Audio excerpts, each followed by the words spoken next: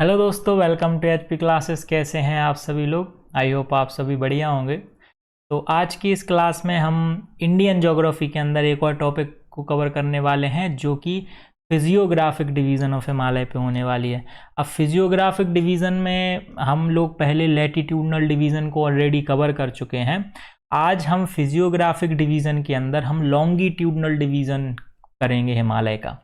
ठीक है, तो ऑलरेडी हम लोग ओरिजिन ऑफ हिमालय पे पहले ही क्लासेस कर चुके हैं। उसमें हमने देखा हिमालय का कैसे ओरिजिन हुआ। तो उसमें हम दो थ्योरी कवर कर चुके हैं, जिसमें जियोसिंक्लाइन थ्योरी थी एंड प्लेट टेक्टोनिक थ्योरी थी। अगर आप वो सब देखना चाहते हैं तो डिस्क्रिप्शन में मैंने लिंक डाल दूंगा और आई बटन में भी उस वीडियो को पुट कर दूंगा, तो आप वहाँ से देख सकते हैं। तो आज हम लॉन्गिट्यूडनल डिवीज़न पढ़ेंगे हिमालय का। तो चलिए शुरू करते हैं। तो देखिए, प्रोफेसर जो एसपी चटर्जी हैं उनके अकॉर्डिंगली, एक मिनट में कलर चेंज कर लेता हूँ पहले, रेड। ओके।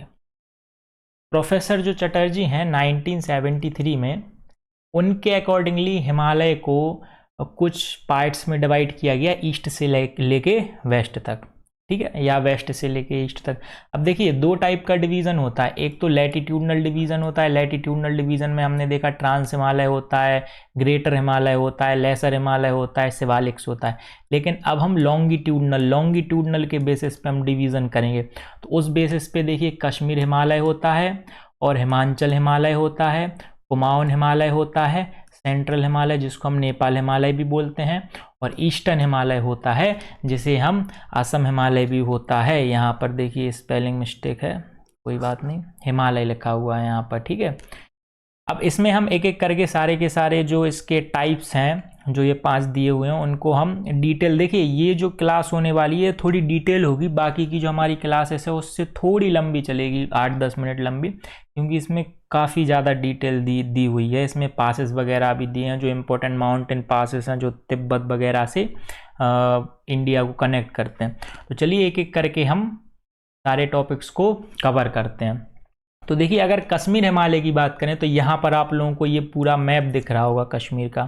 ठीक है, इसमें क्या है, ये 3,50,000 स्क्वायर किलोमीटर के एरिया में फैला हुआ है।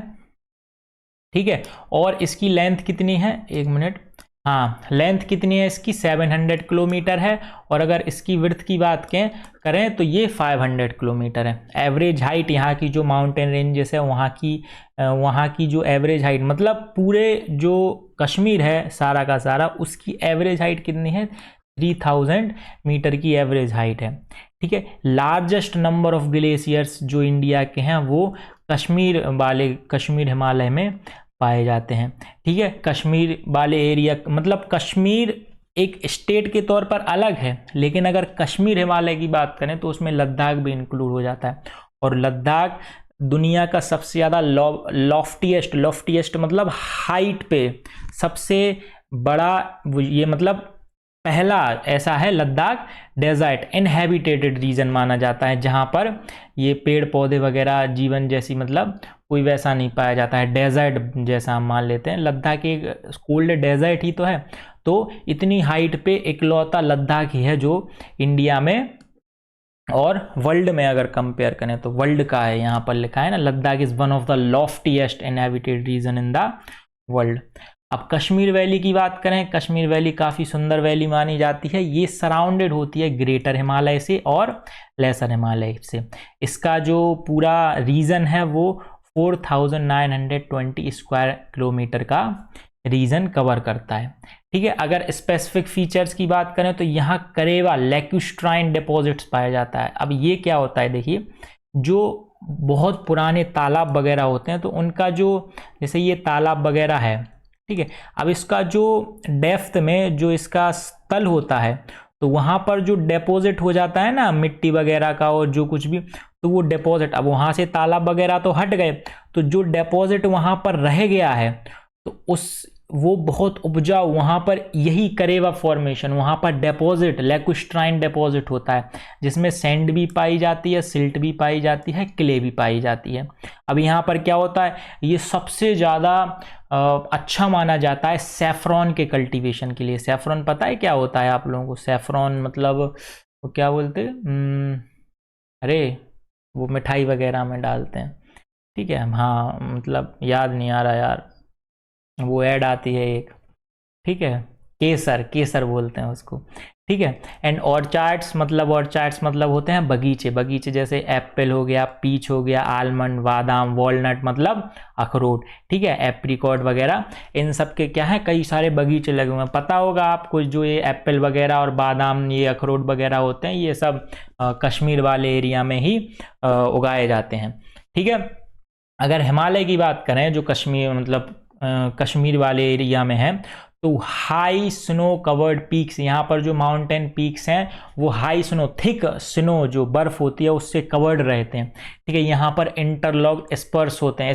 इंटरलॉक स्पर्स क्या होते हैं? आपने वी शेप्ड वैली का नाम सुना होगा। वी शेप्ड वैली माउंटेन क्या होते हैं, स्टीपनेस माउंटेन में ज़्यादा होती है, तो जो वहाँ से नदियाँ बह के आती हैं ना, तो उनकी रफ्तार ज़्यादा होती है, तो माउंटेन एरोजन करते हुए आते हैं, तो वी शेप्ड वैली बन जाती है, ठीक है। अब क्या होता है कि वी शेप्ड वैली ऐसी बनती हुई आ रही है, ठीक है, तो यहां से एक कोई माउंटेन और यहां से कोई एक माउंटेन की स्टीपनेस एक प्रकार से इसको लॉक कर लेते हैं, ठीक है। तो अगर सामने से देखेंगे तो हमको ऐसा लगेगा कि जो ये रिवर है ना, वी शेप्ड रिवर, ये है ही नहीं आगे, ठीक है, क्योंकि अगर आगे से देखेंगे तो यहां से ये वाली वैली कवर कर लेती है और घूम के जाएंगे ना तो यहां से एक और वैली कवर कर लेती है, वहां से ऐसी नैरो पाथ टाइप का चला जाता है। तो हमको ऐसा लगता है, शायद आपको दिखाई नहीं दे रहा हो, तो हमको ऐसा लगता है कि वहाँ पर जो नदी है ना, जो वी शेप्ड नदी आ रहा, मतलब जो रिवर आ रही है फ्लो होके, वो मतलब एंड हो गया उसका,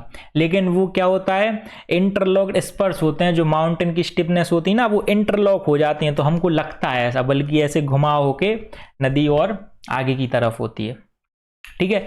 हाई माउंटेन पासेस, ये इतनी हाइट पे है, हाई माउंटेन पासेस भी हैं, जैसे कि पीर पंजाल हो गया, बनिहाल हो गया, जोजिला हो गया, बुर्जिल हो गया, खारदुंगला पास हो गया, पेंसिला पास हो गया, लंकाला पास हो गया, जाराला, तस्काला, मतलब ये सारे इम्पोर्टेंट पासेस हैं, ठीक है। यहाँ पर देखिए मैप में भी आपको दिख रहा होगा, यहाँ पर जो ये वाला रीजन है ना, ये करेवा है, ये नंगा पर्वत हो गया, ये काराकोरम हो गया, ये पीर पंजाल हो गया, ये बारालाछा हो गया, ठीक है। तो ये कश्मीर हिमालय को हमने कवर किया। अब हम हिमाचल हिमालय को कवर करेंगे, ठीक है। हिमाचल हिमालय में देखिए क्या होता है कि ये 45,000 स्क्वायर किलोमीटर के एरिया में फैला हुआ है, ठीक है। इसमें ग्रेटर, लेसर और आउटर तीनों टाइप के हिमालय इसमें वेल रिप्रेजेंटेड हैं, मतलब हैं, ठीक है, पाए जाते हैं। नॉर्दर्न स्लोप इस रीजन की क्या है, यहाँ पर थिक फॉरेस्ट है, प्लेन एरियाज भी हैं, कई सारे लेक्स भी हैं, ठीक है। बल्कि अगर साउदर्न वाले एरिया की बात करें तो बहुत रग्ड है। रग्ड मतलब क्या होता है, थोड़ा हार्श टाइप का वहाँ पर है, और फॉरेस्ट क्लेड है। फॉरेस्ट मतलब थिक फॉरेस्ट माना जाता है। रग्ड मतलब प्लेन मिलेन एरिया नहीं होते हैं वहाँ पर, कठोर एरिया है, लेकिन हाँ थिक फॉरेस्ट कवर वहाँ भी है, ठीक है। यहाँ पर पासेस की बात करें तो रोहतांग, रोहतांग काफ़ी फेमस होगा, आपने सुना भी होगा। बारालाछा, सिपकीला आर इम्पोर्टेंट पासेस, जो कि हिमाचल प्रदेश को किससे कनेक्ट करते हैं, तिब्बत से, चाइना से कनेक्ट करते हैं, ठीक है। आगे देखेंगे beautiful and highly productive valley है यहाँ पर। ब्यूटीफुल मतलब सुंदर, अब कश्मीर वैली की बात हो रही है, कश्मीर वाले एरिया की बात हो रही है, हिमालय की बात हो रही है, तो ब्यूटीफुल ऑब्वियसली होंगे, ठीक है। और प्रोडक्टिव होते हैं वहाँ पर, मतलब इतनी हाइट पे ये सब फल फ्रूट जो एप्पल वगैरह होता है ना, ये सब उगाए जाते हैं, ठीक है। यहाँ पर वैली कौन कौन सी हो गई, कांगड़ा हो गई, कुल्लू मनाली सुना होगा आपने, हिल स्टेशन वगैरह, ये काफ़ी सुंदर जगह है। लाहौल हो गया, स्पीति हो गया, ये हिमाचल प्रदेश में लाई करते हैं। वेल नोन फॉर ऑर्चार्ड्स, बगीचा, जो मैंने बगीचे वगैरह, और scenic beauty, scenic beauty Kullu Manali बहुत लोग घूमने जाते हैं। देखिए यहाँ पर मैप दिखाऊं मैं आपको, देखिए ये चंबा है और ये लाहौल स्पीति है, ये किन्नौर डिस्ट्रिक्ट है, यहाँ पर 2 पीक्स पाई जाती हैं, ठीक है। ये कुल्लू है, ये मंडी है, ये आगे शिमला वगैरह है, ठीक है, ये मैप पे दिया हुआ है। अब अगर हिल स्टेशन की बात करें तो शिमला, डलहौजी, चंबा, धर्मशाला, कुल्लू मनाली, ये इम्पोर्टेंट हिल स्टेशन है। धर्मशाला का आपने नाम सुना होगा, क्रिकेट का वहाँ पर अच्छा सा ग्राउंड है, मतलब क्रिकेट का ऑर्गेनाइजेशन से ही लोग धर्मशाला को ज़्यादा जानते हैं, मतलब अगर बाकी अदर एरियाज़ में रह रहे हैं। ठीक है, अब यहाँ पर किन्नौर डिस्ट्रिक्ट की 2 फेमस पीक्स कौन कौन सी हैं? एक तो शिला पीक्स है, एक रियो पुरजाइल पीक है। ठीक है, दूसरी कौन सी है? गया और लाहौल एंड स्पीति, ये वाली। ठीक है, अब थर्ड टाइप पढ़ेंगे हम, जो कि है कुमाऊन हिमालय। अब अगर इसकी बात करें तो ये सतलुज और काली जो रिवर है ना, उसके बीच में पाया जाता है। लेंथ इसकी 320 किलोमीटर है। एरिया जो है 38,000 स्क्वायर किलोमीटर का कवर करता है। हाईएस्ट पीक की बात करें, माउंटेन पीक्स की बात करें तो देखिए माउंटेन पीक्स कौन कौन सी होती हैं? फेमस माउंटेन पीक्स हैं भैया इसमें। नंदा देवी हो गई, यहाँ पर देखिए इसकी ये जो दिया ना मीटर में, ये इसकी हाइट है, कितनी हाइट है। कामेट की अगर बात करें तो 7756 है। त्रिशूल हो गया, बद्रीनाथ, केदारनाथ, दूनागिरी, जोनाली, ठीक है, मतलब जोनाली ज्योनाली बोलते हैं, और शिवलिंग भी बोलते हैं। गंगोत्री हो गया और बंदरपूंछ हो गया। ठीक है, ये फेमस हाईएस्ट पीक मानी जाती हैं। मानी जाती क्या हैं, मतलब अगर आपको यहाँ पर मैप पे दिखाऊं तो देखिए यहाँ पर नंदा देवी हैं। ठीक है, और यहाँ पर देखिए यहाँ पर आगे देखेंगे ना तो यहाँ पर बद्रीनाथ, केदारनाथ वगैरह भी हैं। ठीक है, मैप पे देखिए पूरा मैप मिल नहीं रहा था, या तो उसमें बद्रीनाथ केदारनाथ आ रहा था या फिर नीचे के छूट जा रहे थे। ये बागेश्वर वगैरह ये आपको दिख रहा है ना, ये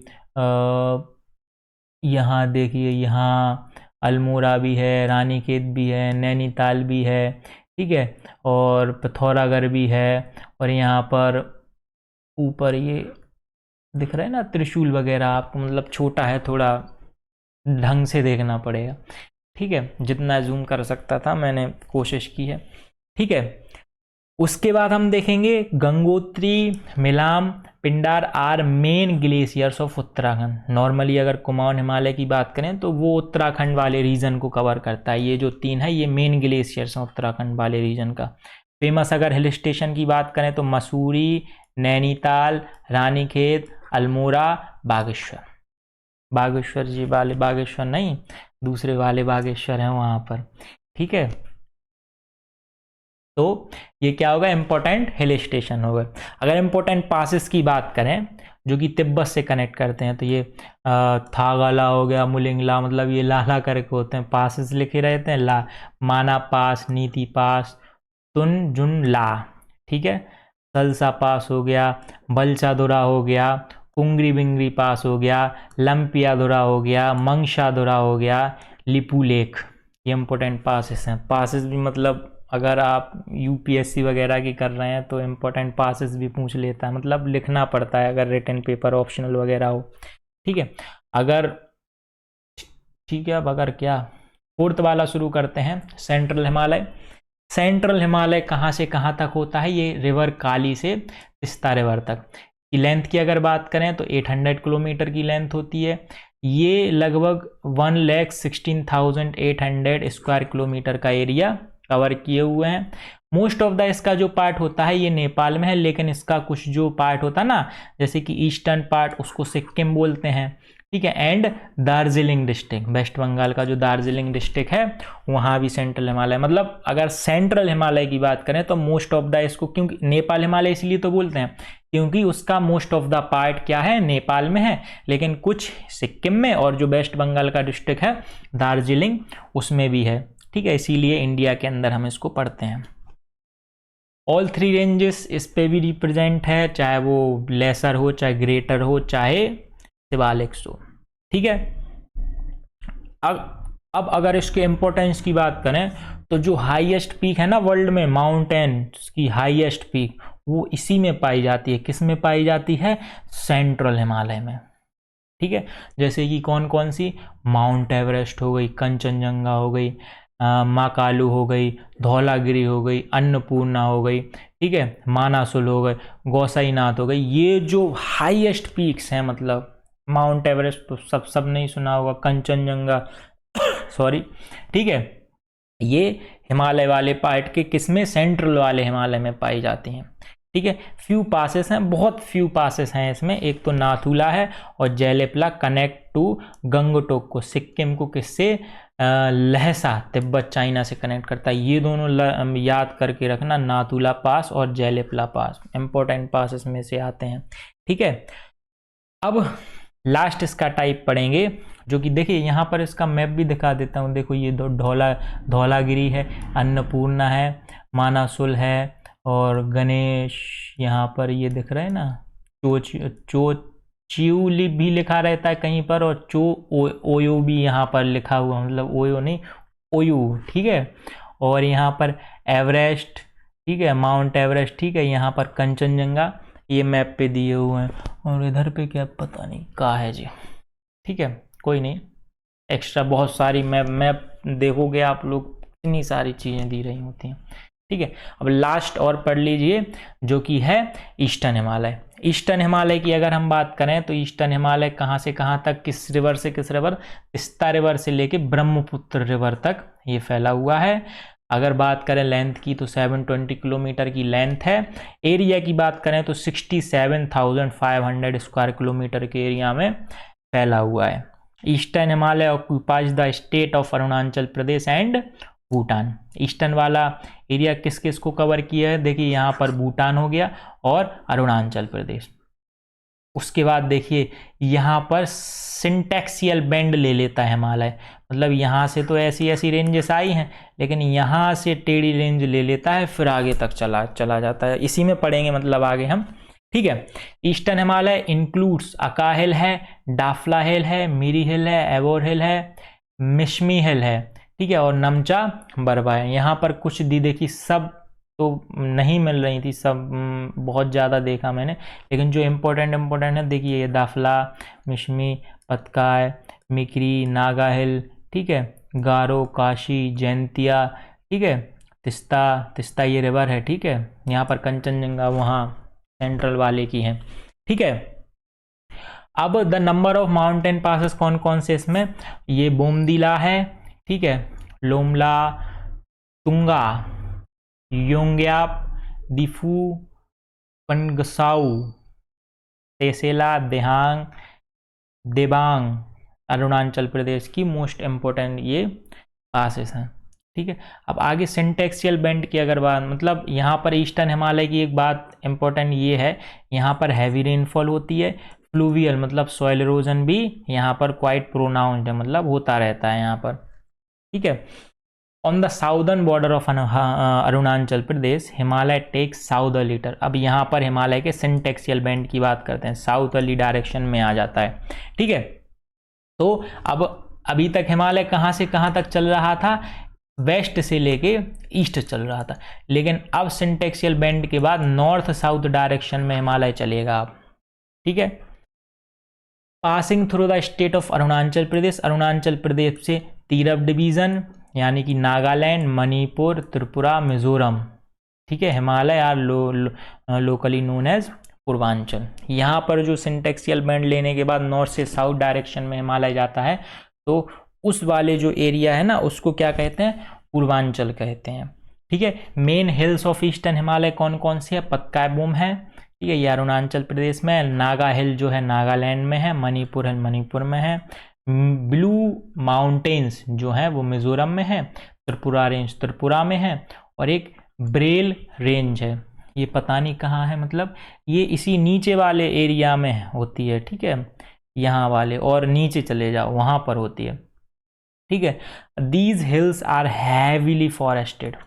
ये जो हिल्स है ना, ये नॉर्थ से लेके साउथ तक ये हैवीली फॉरेस्टेड होती हैं, थिक फॉरेस्ट होता है यहाँ पर, काफ़ी रिच फॉरेस्ट रिसोर्स भी होते हैं यहाँ पर।